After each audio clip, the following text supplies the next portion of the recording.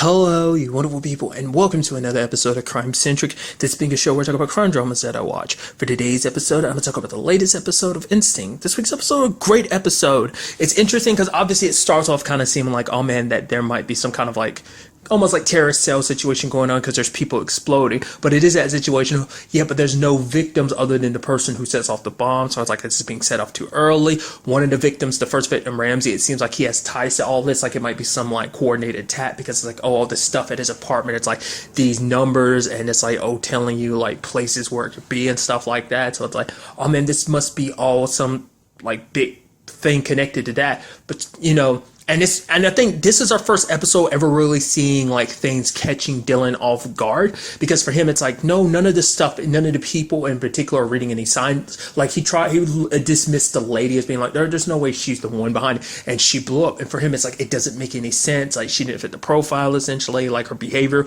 was so calm, cool, and collected. Like obviously certain aspects weren't making any sense for this whole situation, so it made him go, what's going on here? And I feel like that's something we've never seen for Dylan so far in the show, being so uncertain. Like he might not have 100% idea a lot of times, but this is the first time he was super stumped. It even made him feel like not understanding was a sensation he's never felt before, at least over the course of the series so far. And so for him, because it's like every time he gets something wrong, someone dies, and that's why it's hitting him even harder. I think it's like, it's that same situation I think a cop would feel too. Just like if they didn't get there in time, if they weren't able to figure everything out, then like they feel like they failed, they couldn't save someone's life. And I think it really hits Dylan too, because for him it's like, he's smart. Like what's his go-to thing is how smart he is, and it's like in the end it doesn't mean anything because it all just kind of collapses and doesn't, like he wasn't able to help anyone. It's kind of why and I thought that was kind of a sad thing. But it turns out that this has, its entire case actually deals in particular with Dylan, because these aren't just like, oh, random like terrorist attacks or anything like that. It's like, no, these are victims. They're all being, these detonators, these explosives are being put on them. So it's like basically like a serial killer essentially doing this. And Dylan figures out that one of the spots where a motorcycle blew up is connected to some program he was a part of at the place like years ago called the Meacham Townhouse, which is an aspect about himself he doesn't really like talking about. But eventually, Lizzie kind of opens it up about, because basically it was like a gifted place. At first it was fun with the first week, is what Dylan talked about. The second week, things started getting harder, because it's like, it was more so meant to be like a psychological experiment and stuff like that, seeing what would happen. Like the whole point of it, the dude behind it, Beams, was kind of just basically psychologically trying to break people for the experiment and stuff like that, which is a shame, because these also, no matter how gifted they are still kids. And it's kind of like a shitty thing that he did. I mean, we still don't know the full extent of everything. We know some of it. Basically, he tried to humiliate them. It's like, oh, all these dreams you had? Yeah, because basically he made it so like everyone partnered up and everything. It's like, oh, your dreams, they mean nothing. And it's just kind of like, wow. Using what he learned from each one. I don't know, maybe he had a camera nearby, maybe during like, when he had individual talks with each one of them, he had them like, oh, what did your partner tell you about themselves and stuff like that. Basically use it as ammunition to try and psychologically break them and see the effects and stuff like that. And the sad thing is, he looked like he was such an asshole because he got off on it, because he's smiling and everything while it's happening, because Dylan was like, I don't believe you, and the guy just kind of smirking like, oh, maybe you do, maybe. But I think, because even Dylan talks about the fact is what pissed him off the most was probably like Beams was never able to break him.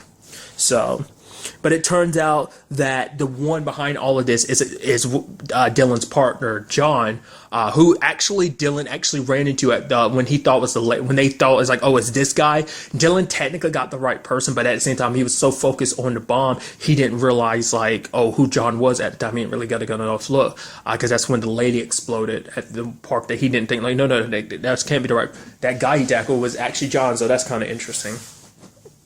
Basically, what that did is it had long-lasting effects, those experiments, and basically John wasn't always 100% right, but basically things in his life didn't work out the way he wanted to.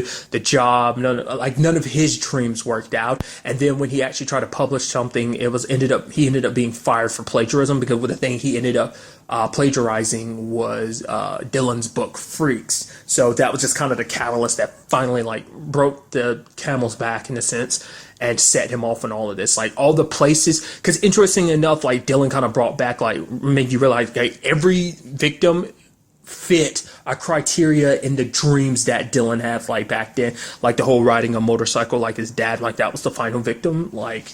And even the final thing he was trying to do was trying to blow up a kid, because it's like, oh yeah, because Dylan's big thing back then too was like hoping to become a father someday, which it makes you wonder like how good was his relationship with his dad back then. I mean, it seems like him and his dad have always had a complicated relationship, so I'm wondering, is that why it was a big dream of his to be a dad, because he had such a shitty dad, he wanted to grow up and be a dad so he can do everything better than his own dad. Like that's why I'm wondering, exactly what the relationship was like. I said, I believe it's just kind of been rough all their lives, but nevertheless, sad thing is we even learned from him later on, because he ends up telling Lizzie like, yeah, he never even told his parents about what went down there. Like I said, we saw a little bit of it. I mean, who's to say like how much more? We don't know how long that went on for. We don't know how, like, whether they were the only ones affected or whether there are other kids before the place was shut down, because even Julian tried looking into it for Lizzie, and it's like, yeah, that place is like a government secret. Like they got rid of a lot of names, hid a lot of stuff, could try to keep, like, sweep that under the rug. So it's kind of like one of those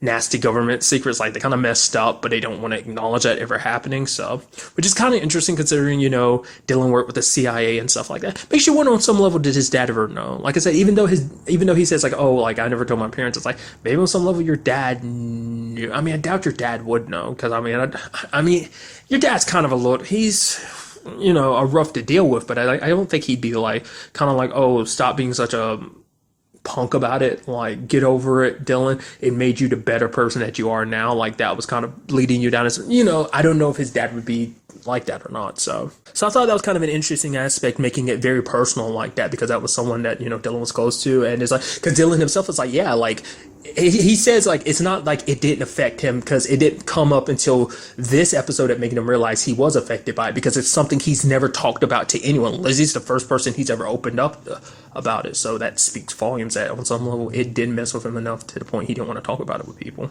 I mean, also at the same time, it's like, what about the other kids? I mean, there's no way that 100% tracked him down, because I doubt Dylan really got to know anyone else. Maybe he did, but it's like, now it does make you wonder, like, were there any other issues with anyone else? Is John the only one that's kind of messed up like that? I'm sure everyone's got some kind of psychological damage from that, but probably not to the extent that John did, which led to him doing what he's doing. Luckily, when it was all said and done, Dylan was able to kind of like take it so that like, okay, like, tell John to turn himself in, because it's like, okay, you could, still have all those dreams. You're this great person with math. The fact of the matter is, like, let us get you some help, and you can continue doing what the peace and quiet you need to do what, so kind of like trying to get him calm. So at least you can hope for the best that he is getting help in the future. So, a lot of interesting things about this episode, kind of, along those same lines, is a big thing is the whole Lizzie and Julian situation. Julian actually had a sit down with Lizzie, which I thought was so fascinating. I guess that's going to become a much bigger thing going forward. But basically, Dylan had this whole side story this episode about like him getting about publicists who wanted to kind of push him more out there. Julian didn't like the idea too much, because it's like a former CIA person with a lot of like putting yourself out there is just bad stuff, because basically because for him, he references a dude named Tony. Now, Tony was kind of in a similar situation and he let his guard down. He didn't take the precautions he needed, and basically Tony was found dead, which, even Dylan responded to that being like, no, I'm not. Tony was careless. But the fact of the matter is he's worried, because it's like, even as good as Dylan is, the fact of the matter is you put yourself out there in the spotlight, you get so caught up in everything, you don't take the precautions. Basically, old enemies track you down, and it's like, oh, we know exactly where you are, you know who you are, and we can get to you at any point in time. Plus, like I said, your CIA training, you're not like, implementing like precautions like you would to kind of keep yourself safe, like, checks and balances to make sure everything's kind of like, essentially like having, probably like changing up your routine and stuff like that, not being on a routine over and over again to the point people be able to recognize a way to get to you, stuff like that. So, and it bothered Lizzie enough that, like, she never really went to Julian about it, and I don't think she ever really talked to Dylan about it. She does have this moment later on when Dylan was like, yeah, I'm glad I can trust you, and he walks away. You see Lizzie kind of feels bad because she went behind his back and talked to Julian, because, like, Dylan was kind of like, no, about going to Julian about the whole situation. He doesn't even know that they've been in contact subsequently since that whole, like, Charlie situation in the last episode, so... For her, it probably, because she even said herself, she's like, I don't want to keep secrets from her partner, but she didn't tell him about that. Like, she even had him, had him looking into the whole Meacham Townhouse program and stuff like that.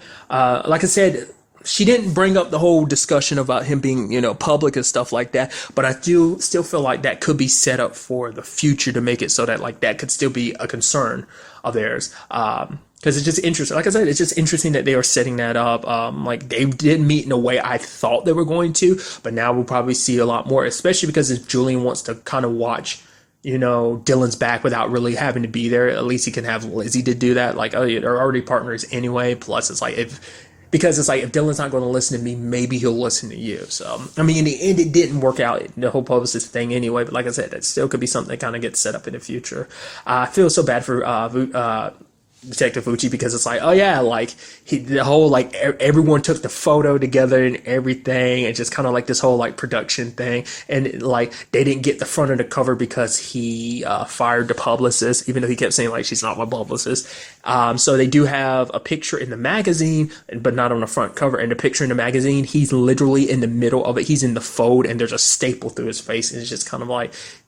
That's why he's kind of pissed about it. So, and kind of along the same lines was the whole situation with Andy, for Andy being like, oh yeah, I'm not all about this stuff. And I'm like, oh, he's like, for him, it's like at the same time, I understood what Andy was all about. He's like, I don't want my life kind of put on public. I was like, oh, I can completely and utterly understand that. It was just kind of a little sucky that he wasn't, it was very, because it's like, you could see both sides. Cause you're like, oh, Dylan's not really right to be pushing him to be more in the public eye if he doesn't want to be. But for Dylan, it's like, this is one thing I was hoping to be proud of. Like, I'm always proud of everything that you do. I thought you would do the same thing and feel the same way for me, but I guess not.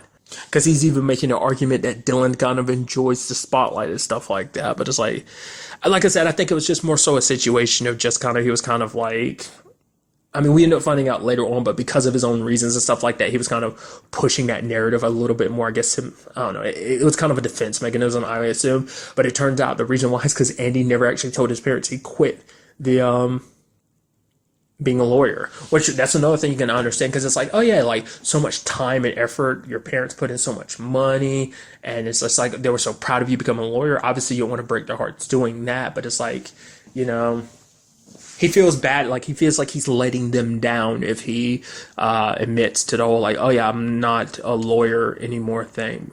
So, which is a shame, because it's like, because for him, it's like, for Dylan, it's like, yeah, your parents have always accepted you for who you love. Like, it's like, yeah, you came out to your parents when you were like 16 and they still love you. It's like, they're going to love you nonetheless with this whole situation. It's like, they're going to love you because you're doing what you love, which, I thought that was kind of a whole nice thing. So maybe going forward, Andy might be a little bit more for it, but at the same time, it's Dylan's perspective has changed on it too, where it's like, yeah, being kind of like isolated, kind of like super low key isn't necessarily good, that you kind of keep to yourself all the time, but you don't want to have to like go 0 to 100 and go like full, like, oh, put our lives out in the public. That's kind of a crazy spiral of a thing in itself. So we also had, Lizzie potentially getting a promotion, so that would be something we see going forward. I don't love that she tried to like, oh yeah, it wasn't just me. Dylan helped out too. And you have Jasmine being like, yeah, whatever. I don't like that. It's like, no, but you're my best detective. I just thought that was kind of neat how she did that. Also talks of her wedding and stuff like that about her mom and stuff like that. I wonder, is that going to be something we see or is not?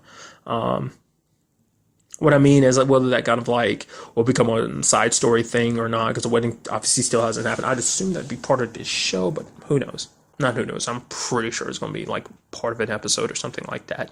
I doubt it'd be like the main thing of an episode, but it might be the side like story to an episode. I don't know. And then there's also the other thing that was set up by this episode, and that is the fact is that Dylan and Andy are considering having a kid, which the fact of the matter is they thought about it for a very long time. Once again, is one of Dylan's things, always wanted to be a dad, but it's like, I mean, is this the right time? How many do they want? Do you want one? Do you want a few? Like, how's that all going to work out? Their current situation and stuff like that. I mean, I'm not saying it couldn't work. I'm just curious to see how they decide balancing that out going forward, Dylan with the cops, Andy working the bar and stuff like that. So I doubt it's something they're probably going to jump into immediately. We'll probably see them kind of slowly make their way into it, but we'll see. It's definitely going to be very interesting to see how that family situation works out for him going forward. Like I said, overall, a great episode. I'm very interested to see what the next episode has in store for us. But really, that's all I want to talk about. Till the next time we meet, be happy, be safe, live life to the fullest, and enjoy it.